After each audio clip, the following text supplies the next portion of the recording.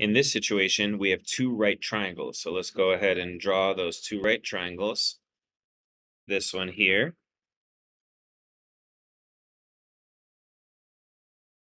And this one here.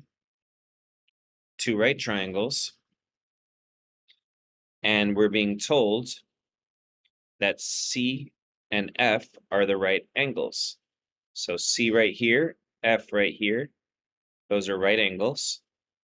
And if they're similar to each other, they need to be laid out in the same order. So if we say A, B, C this way, we're using that order, then we'll say D, E, F in the same order. So we've got our two right triangles.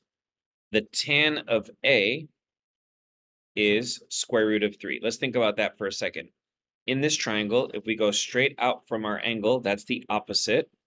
The hypotenuse is opposite the right angle, and the adjacent is the one left over. In SOHCAHTOA, the sine is the opposite over hypotenuse, cos is adjacent over hypotenuse, and tan is opposite over adjacent. So if the tan is root 3, that can also be said to be root 3 over 1 because any number is itself over 1.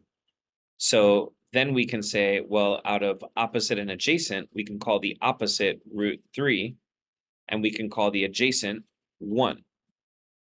Now, if we need to, we can use x's here because the side lengths are not necessarily root 3 and 1. They're just in a ratio of root 3 to 1 with one another.